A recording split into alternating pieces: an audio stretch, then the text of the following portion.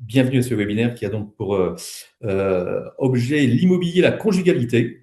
Nous allons étudier un cas précis, un achat de biens immobiliers par le biais d'un couple et qui nous a amené à choisir, à demander à être le conseiller sur son statut juridique pour protéger son patrimoine. Donc, nos intervenants, quels sont-ils? J'ai le plaisir d'accueillir aujourd'hui François Rivenet. Je vais laisser se présenter. Bonjour, donc François Rivenet, je suis notaire à Lille depuis 2019. J'ai créé mon office avec une associée, on est une étude à taille humaine. On a 6 collaborateurs et on accompagne les clients dans différents domaines, le droit de la famille, le droit de l'immobilier et le droit des affaires. Je vous remercie. Moi-même, je vais me représenter, pour ceux qui ne me connaissent pas. Donc, Olivier Sens, j'ai 62 ans bientôt. Ça fait 30 ans que je suis dans l'immobilier. J'ai une double casquette. Je suis conseiller en gestion de patrimoine, donc spécialisé dans l'immobilier. Donc, j'accompagne les clients dans le choix des supports, mais également de la fiscalité, voilà, du financement également. Voilà. Et par ailleurs, je suis également promoteur avec mon associé Luc Maljean, qui lui est basé sur Beauvais. Le cas pratique. Alors, on a eu un cas tout récemment d'un couple qui vivait en fait pour l'instant en concubinage. Monsieur est gérant d'une société, une SARL, propriétaire de sa résidence principale, où il loge d'ailleurs sa compagne à titre gratuit. Il dispose, pour info, de revenus beaucoup plus conséquents que madame. Voilà. Il a un enfant issu d'un premier lit. Madame, elle, est salariée, donc logée à titre gratuit. Ils ont ensemble 2 enfants en commun. Euh, Ils n'ont aucune protection juridique en cas de décès de monsieur. Voilà, donc ils nous ont dit, bon, qu'est-ce qu'on doit faire? Donc c'est pour ça que je me suis entouré des conseils de Maître Rivenet, qui va vous en parler plus longuement tout à l'heure. Je leur ai proposé 2 solutions qu'on va voir dans un deuxième temps. Leur problématique est suivante, donc ils ont des objectifs patrimoniaux. D'abord la transmission, hein, le but c'est de léguer à leurs 2 enfants plus tard du patrimoine tout en conservant des revenus, mais également un objectif de retraite, hein, anticiper la fin de carrière en générant un complément de revenus solide grâce à des revenus locatifs. Et puis, pourquoi pas, récupérer un bien pour les enfants s'ils font des études sur l'île, ou générer du revenu, ou financer leurs études tout simplement. Pour ça, je leur ai proposé 2 solutions qui ont chacun leurs avantages. Donc, ce sont des produits d'actualité. Un produit en hyper-centre-ville de Lille, qui est basé par Vie Saint-Maurice à Lille. Nous sommes situés à 100 mètres de la gare, 150 mètres de la Grand Place. Petite copropriété, très, très bel immeuble. L'objectif, c'est la valorisation du capital et la constitution d'un patrimoine d'exception. Et puis, un produit qui s'apparente un peu plus à un produit financier, bien qu'il soit un produit immobilier, qui est un investissement en résidence gérée, c'est-à-dire assorti d'un bail commercial ferme avec un exploitant, Cap West, qui existe depuis plus de 25 ans. Voilà. Les 2 investissements bénéficient, si vous le mettez en location, du régime meublé, donc option réelle, possibilité d'amortir le bien, mais avec la possibilité, dans le cadre de la résidence service, de pouvoir récupérer la TVA. Voilà. L'avantage du bail commercial, c'est d'avoir un produit en fait sans souci de gestion. Voilà, si on fait un focus un petit peu plus pointu sur ces programmes, donc vous avez une façade qui a été refaite il y a quelques années, voilà, qui est impeccable, très belle vue sur l'église Saint-Maurice, voilà, une finition très soignée à l'intérieur, voilà, possibilité pour le client d'acheter ou pas le mobilier, euh, voilà. Et puis surtout, un emplacement de premier ordre, ce qui est le facteur principal, le critère principal quand on achète de l'immobilier. Donc ça, soit on loge un enfant éventuellement, mais très bien pour louer un cadre en déplacement, par exemple, des premiers emplois, évidemment des étudiants, mais on a le choix sur l'île, puisque l'île est le marché le plus tendu en France au niveau locatif. De l'autre côté, donc, c'est un bien en résidence-service. Une résidence-service, c'est quoi? C'est une résidence qui offre 3 des 4 services suivants, que sont l'accueil, le ménage, location de linge et le petit déjeuner. Voilà. Cap Ouest gère une cinquantaine de résidences en France, plutôt dans l'ouest de la France. Ils ont un taux de sous-remplissage entre 92 et 98%. Autant vous dire que la gestion y maîtrise parfaitement. Moi, je travaille avec eux depuis 2003. J'ai à peu près 400-500 clients rien que chez eux. Voilà, j'ai zéro imprévente. Ils ont toujours payé les loyers, y compris pendant les périodes de confinement. Donc, c'est vraiment, pour moi, un partenaire très fiable. L'intérêt du meublé, bah, si vous optez pour l'option réelle, c'est de pouvoir amortir le bien, donc générer du revenu net d'impôt ou quasi net d'impôt. Je vous rappelle que dans le cadre du revenu foncier, c'est-à-dire location nue, bah, quand ils sont fiscalisés, ils viennent se rajouter sur la tranche marginale d'imposition, plus la CSG, CRDS, ce qui est quand même très violent. L'idée, c'est éventuellement aussi de démembrer. Là, Maître Rivenet reviendra, je pense, tout à l'heure.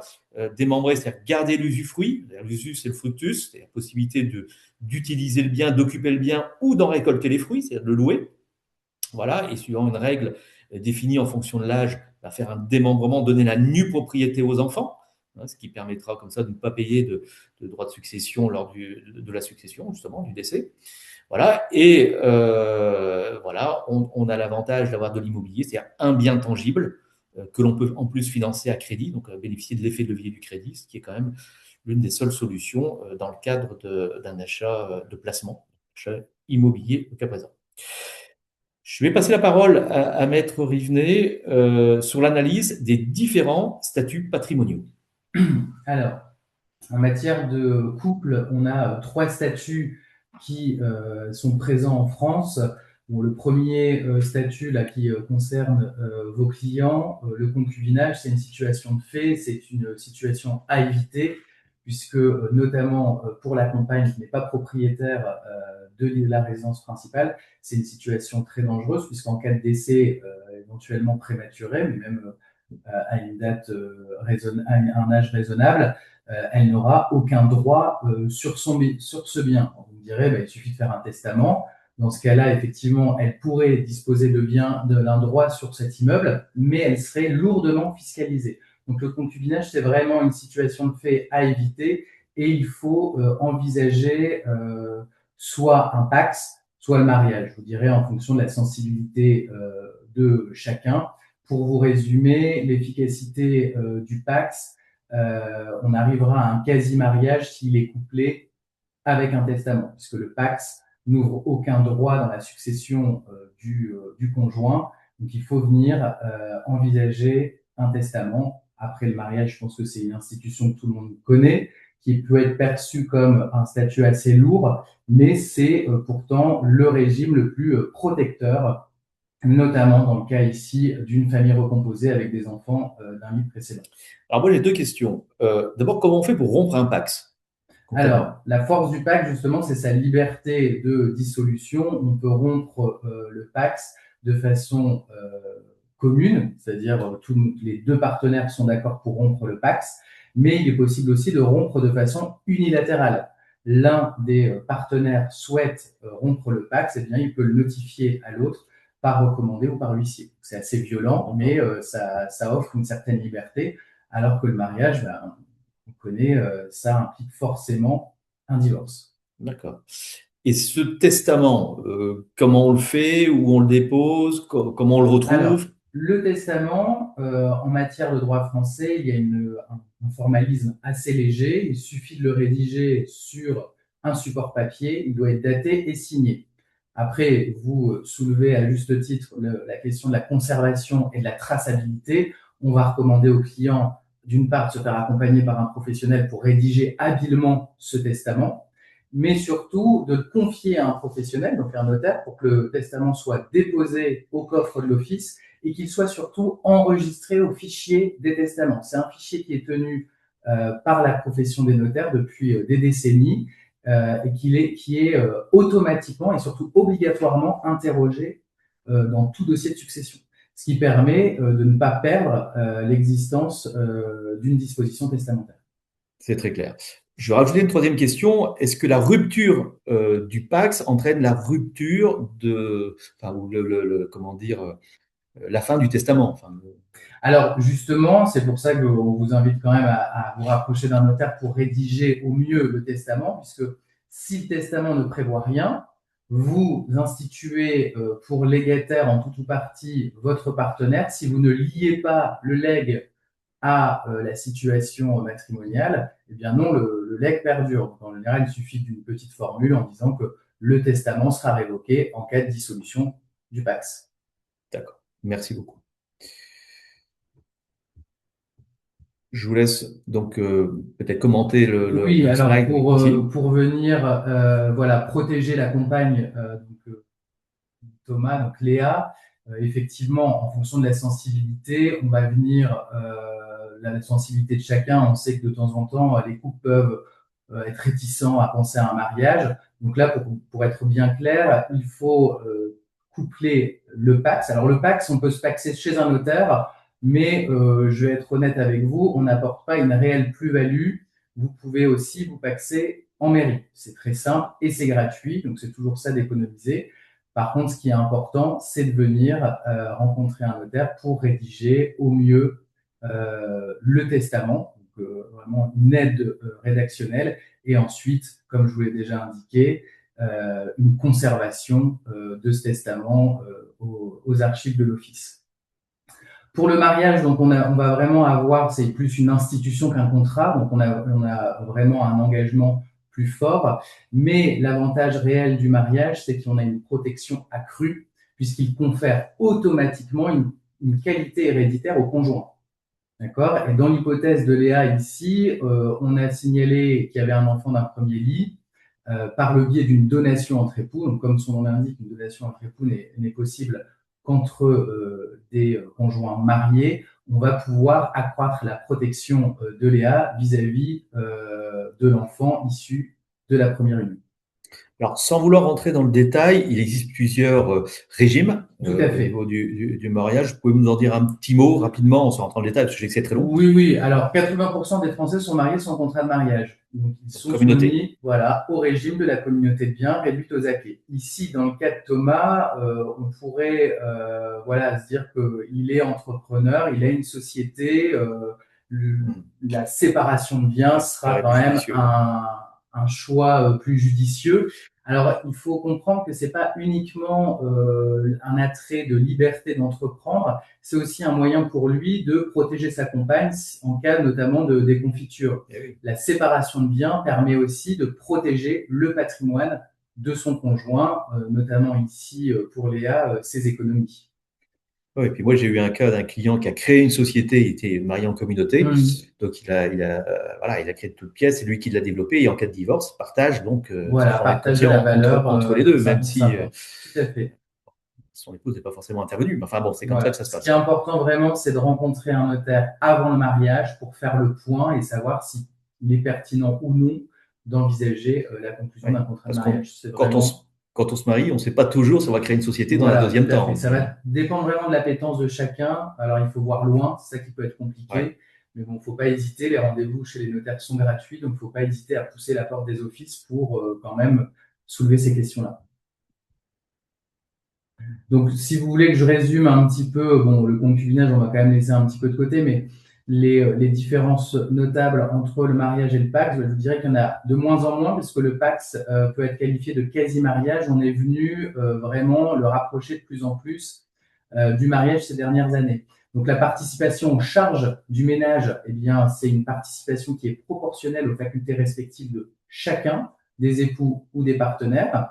On a une assistance réciproque qui a été créée aussi et étendue aux partenaires pacsés. Il y a une participation solidaire aux dettes de la vie courante.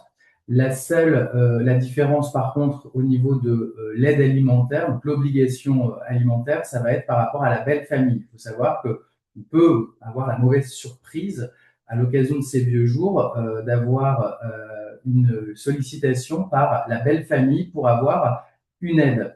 Ce n'est pas le cas pour les partenaires pacsés. C'est de temps en temps quelque chose qui penche aussi un petit peu dans la réflexion. Au niveau de l'impôt sur le revenu, bah, c'est le même système. On a une imposition qui peut être commune, qui est commune. Les partenaires pacsés pourront, eux, en cas de régime de séparation, maintenir par dérogation une imposition séparée. Et alors, au niveau des charges courantes, comment ça se passe normalement? C'est 50-50?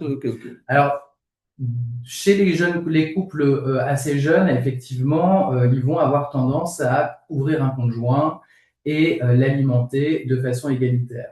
Ça va à l'encontre de la lettre du Code civil qui, lui, invite les partenaires, mais aussi les époux, à participer à concurrence de leurs facultés respectives. Si on ne respecte pas ce principe qui est vraiment très ancien, on va constater que finalement, celui qui a les revenus les plus conséquents va finalement thésauriser sur le dos de l'autre, puisque il va, par le biais d'une vie commune, économiser sur les dépenses courantes et pouvoir économiser et se constituer un patrimoine plus conséquent de son conjoint. Ok. Et l'intérêt aussi de se marier ou de se paxer, c'est si on a des revenus qui sont différents, Tout à fait. ça va En ayant générer une quand même une économie d'impôt pour le couple. On est bien Exactement. d'accord. En Hein. ayant une imposition commune, s'il y a une différence de revenus, il va y avoir une économie offerte par rapport voilà, à celui qui a les plus gros revenus. D'accord. Et comment ça se passe si on a des clients, bon, ça arrive, non, c'est la vie, hein, ils achètent un produit de défiscalisation avec une durée de location minimum. Il peut y avoir des accidents de la vie. Comment ça se passe au niveau de la défiscalisation? Est-ce qu'ils peuvent revendre tout en gardant l'économie d'impôt? Alors, Est-ce que vous pouvez nous en dire deux mots? ils vont pouvoir revendre avant l'expiration de l'engagement de conservation du bien, dans l'hypothèse notamment d'une séparation, puisque le divorce va être considéré comme un cas de force majeure, et également en cas de décès d'un des époux. Donc ça, c'est possible, c'est une exception à l'obligation de conservation, à l'engagement de conservation. Parce qu'il y a certaines lois, comme la loi de Normandie, il faut garder Tout à 6, fait. 9 ou 12 ans. Malraux, c'est Exactement. 9 ans. Voilà, on ne sait jamais ce qui peut se passer. Bon, c'est quand Tout à même, fait. Oui, il ne faut malgré pas tout, que une sécurité. faut pas que ça vienne effrayer les clients, cet engagement de conservation. OK. Ensuite, au niveau de la gestion du patrimoine, en matière de mariage ou de Pacs, bon, il va falloir à chaque fois se positionner selon que les clients sont mariés sous un régime de communauté ou ont adopté un régime de séparation. Pareil pour les partenaires pacsés, même si le régime de la séparation est le régime légal, donc il est fortement, il domine largement sur l'indivision. Donc voilà, là les sorts des biens le sort des biens va être vraiment différent selon le régime choisi. En séparation, l'avantage, c'est que chacun conserve ses biens propres en communauté, sauf biens reçus par succession ou donation ou des biens que vous auriez reçus, enfin, vous aviez avant de vous marier. Les biens sont communs et donc ça peut être assez violent, notamment en cas de séparation. Voilà. Le seul cas où finalement le concubinage va se rapprocher de ces deux autres régimes, ça va être l'IFI. Voilà, l'impôt sur la fortune immobilière. Les concubins l'ignorent souvent, mais le fisc se pose sur le couple en tant que tel, quand bien même il n'a pas de statut juridique. Ça, c'est intéressant, parce que moi, récemment, j'ai eu un couple de concubins qui m'ont expliqué qu'ils voulaient justement pas ni se paxer ni se marier pour pas rentrer dans l'IFI, mais donc aucune incidence. Aucune incidence. Ils y ont droit. Voilà, Non, ils y ont droit. Au C'est même quand même une titre, information intéressante. Voilà, je vais rebondir aussi sur ce schéma-là. On peut, et vous en connaissez peut-être dans votre entourage, on peut avoir des couples des couples âgés, on va dire, des gens qui se mettent en couple sur le tard et qui peuvent avoir chacun leur propre résidence. Et se dire, ben, on va pas se marier, on va pas se paxer parce qu'on va devoir choisir une résidence principale et on va donc avoir une taxe d'habitation sur l'une des deux résidences. Comment choisir? Eh bien non, pour des époux mariés sous un régime de séparation, des partenaires pacsés sous un régime de séparation, il est possible finalement de ne pas respecter cette communauté de vie sous le même toit et de déclarer que vous avez chacun votre domicile principal et conserver cette exonération de taxe d'habitation. Très bien. Donc en matière de décès et de succession, c'est là où, comme je vous l'ai déjà dit, mais il faut toujours enfoncer les portes ouvertes, il y a une vraie différence entre le mariage et le Pacs, puisque le mariage ouvre automatiquement des droits au conjoint survivant, alors que le Pacs, j'insiste, il faut vraiment qu'il y ait un testament. D'accord? On va avoir un rapprochement d'un point de vue fiscal, on a une exonération totale de droits de succession pour les partenaires pacsés et les époux mariés, et là, c'est là où on se rend compte faiblesse du concubinage, il n'offre aucun droit. On est à un taux d'imposition de 60%, ce qui est quand même confiscatoire. Tout à fait. Voilà. Et après, le mariage va ouvrir d'autres droits, tels que le droit temporaire au logement qu'on retrouve aussi chez le partenaire pacsé. Donc ici, c'est un an, ça. Voilà, c'est un an. Donc là, ici, la concubine pourrait, s'il se paxe, avoir quand même un droit temporaire au logement, ce qui permet quand même de se retourner. Et l'avantage surtout du mariage, c'est le droit à viager au logement et aussi, ce qu'on oublie souvent, la réversion de retraite. La réversion de retraite, c'est quand même un complément de revenu qui peut être confortable, puisque au moment d'un décès, on a la double peine. En principe, une peine affective, mais il y a la peine économique, hein, on perd les revenus de son conjoint. Voilà, donc la réversion de retraite, elle est présente uniquement chez les couples mariés. D'accord, le pourcentage que la personne reçoit? Alors, ça va dépendre des caisses, mais ça peut être un maximum de, ça va être à peu près de 50% maximum. Voilà, donc les incidences en cas de séparation, eh bien, il n'y a pas de protection pour les concubins. Par contre, le partenaire PACS, en matière de PACS, ben, on a une procédure qui est simplifiée pour se séparer. Donc, par contre, la conséquence, c'est qu'il y a peu de protection pour le partenaire le plus vulnérable. Voilà, le mariage, j'insiste quand même, hein, les notaires sont toujours taxés de réac en disant que il faut se marier. C'est le véhicule le plus protecteur d'un point de vue juridique, même si effectivement il y a la notion lourde en cas de divorce où il faut avoir recours à des avocats, même si aujourd'hui on constate quand même des divorces de plus en plus apaisés avec des professionnels du droit qui accompagnent de mieux en mieux les époux. D'accord. Enfin, on peut alléger ça avec un régime de séparation de biens, ou déjà oui, voilà, tout à fait. qui allège un peu les procédures et clarifie la situation dès le départ. Je vous laisse faire un peu la synthèse, donc. Oui, donc alors pour une synthèse, donc bon, je vous dirais que c'est vraiment à la sensibilité de chacun des clients entre le choix d'un PACS et un mariage, puisqu'on a vraiment une mutualisation des revenus. Donc la déclaration d'impôt sur le revenu commun qui va permettre de mutualiser tout ça. Bon, avec le concubinage, on a une déclaration séparée, donc un investissement défiscalisé commun est complexe. Voilà. Et puis, toujours le sujet de l'IFI, hein, même en concubinage, il faut être vigilant là-dessus et éviter de conserver ce statut de fait peu protecteur, juste en pensant économiser un impôt en matière d'IFI. Voilà. Donc moi, je vais faire la synthèse un petit peu des deux projets, en tout cas très clair pour vos explications, et bon, évidemment, je vais leur conseiller la prudence, donc le PACS ou le mariage. Si on veut comparer ces deux investissements, d'un côté, on a un bien qui est en hyper centre-ville. Effectivement, si on veut loger ses enfants plus tard, bon, ça c'est idéal. Un emplacement de premier ordre, de très très belles prestations, de petites copropriétés, belle vue, belle exposition. Enfin, pour moi, ça coche toutes les cases. Bien sûr, si on veut le gérer, on peut gérer soit soi-même, soit via une agence, c'est-à-dire via un mandat de gestion.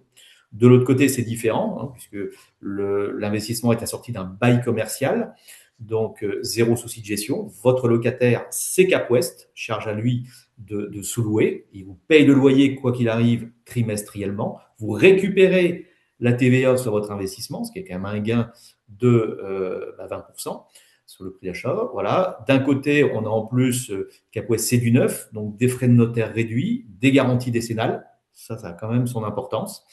Voilà. Une revente qui va se faire en fonction de la rentabilité, tout simplement.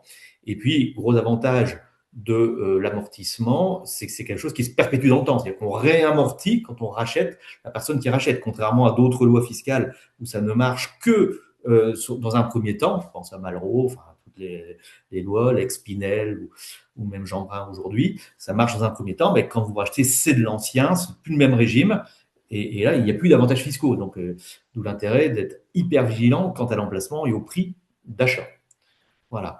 Le levier commun, ce sont donc des achats en meublé. Donc, une fois de plus, un très gros allègement de la fiscalité sur les loyers grâce à l'amortissement de l'immobilier et du mobilier. Voilà. Petite parenthèse, en ce qui concerne les investissements en résidence gérée étudiante, il n'y aura pas de réintégration de l'amortissement lors de la revente, ce qui est quand même un argument. Si on vit sur le long terme, ça n'a pas trop d'effet, puisque de toute façon, il y a des abattements à partir de la 6e année. Mais si par contre, on vise un investissement sur 10 ans, ça peut être opportun de s'orienter plus sur de l'étudiant. Voilà. Donc la prudence, ben, on l'a vu, c'est évidemment plutôt de s'orienter sur un système de Pacs ou de mariage ou de Pacs suivi de mariage dans quelques années. Tout à Ça peut fait. se faire Ça peut se faire en deux en temps. deux temps. Voilà, de se faire évidemment encadré par un professionnel, en l'occurrence un notaire. Je rappelle que les conseils du notaire sont en plus gratuits. Tout à Non, fait. voilà, contrairement aux avocats. Donc profitez-en.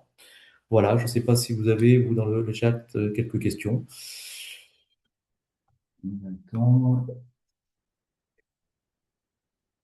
En tout cas, on a respecté à peu près le timing. J'espère que ça vous aura apporté réponse à vos questions.